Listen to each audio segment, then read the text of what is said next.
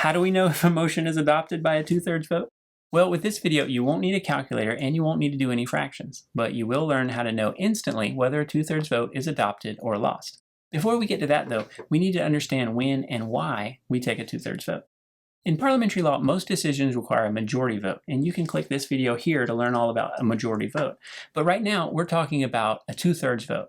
So why would we take a 2/3 vote? What situations require a 2/3 vote? Well, Robert's Rules of Order provides the following.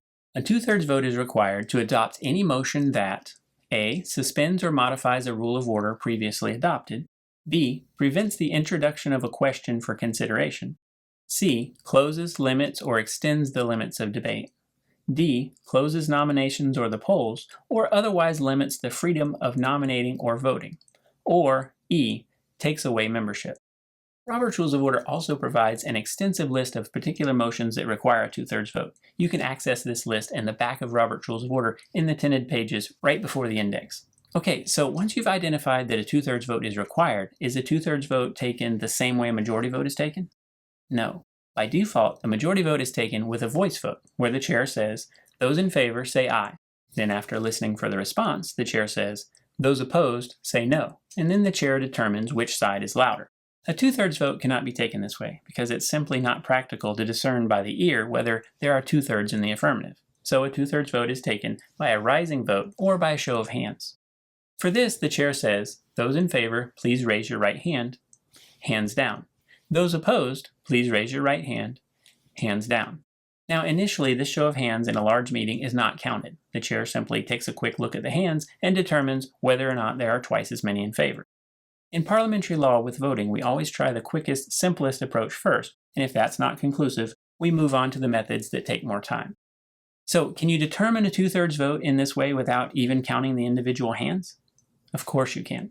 First, imagine that the vote is almost equal. About half the hands go up for those in favor, and half the hands go up for those opposed. Also imagine that there are simply fewer votes in favor than in opposition. Or imagine that almost everyone votes in favor. In all these cases, the outcome of the vote is clear without having to count a single hand. So don't think that just because it's a 2/3 vote, we need to do a count every time. Often we can save all that time just by taking an initial look.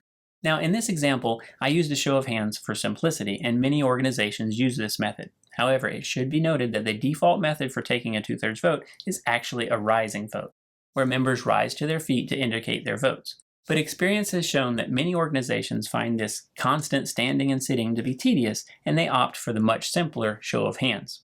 Either version works as long as the outcome is clear. Now, if it's not clear, if you simply can't tell if it reached the 2/3 threshold, then you need to count. I'm going to make a video on tellers, how they're appointed, and how they do their job in a meeting. I'll post it right here.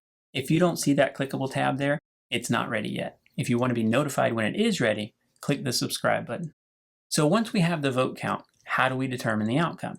Well, here we go. For a motion to be adopted by a 2/3 vote, there must be 2/3 in the affirmative. That means there must be twice as many in favor as opposed. Let's look at some examples. Let's say there are 20 in favor and 8 opposed. The easiest way to calculate this is to look at the opposed number first and double it. So if we double 8, what do we get? That's right, 16. And that gives us the number we need in the affirmative. So when we compare 16 to the 20 affirmative votes, we can easily see that this motion is adopted. Now, what if we have 115 in the affirmative and 80 in the negative? We're going to do the same thing. Look at the opposed first and double it. If we double 80, we get 160. When we compare 160 to 115, while everyone else is reaching for a calculator, we immediately know that this vote fell short, way short. Now, what about this one? What if we have one vote in favor and no votes opposed? Is this adopted by a 2/3 vote or not? This one tricks a lot of people, so take a moment to consider it carefully. There is one vote in favor and no votes against. Is it adopted? The correct answer is yes, it is adopted. A lot of people get thrown off by this one, so I want to make sure everybody is clear. When there is a vote on a motion and there is no opposition, when no one votes against it, as long as there is at least one vote in favor, the motion is adopted.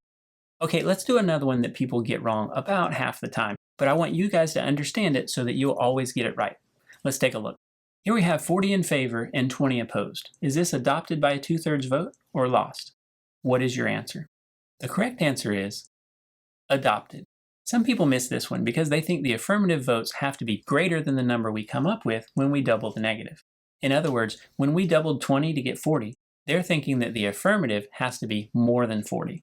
But keep in mind, for a 2/3 vote, we need twice as many votes in the affirmative as the negative, not more than twice as many votes. So when we double the negative votes, that gives us the magic number we need to reach. As long as we get there, the motion is adopted.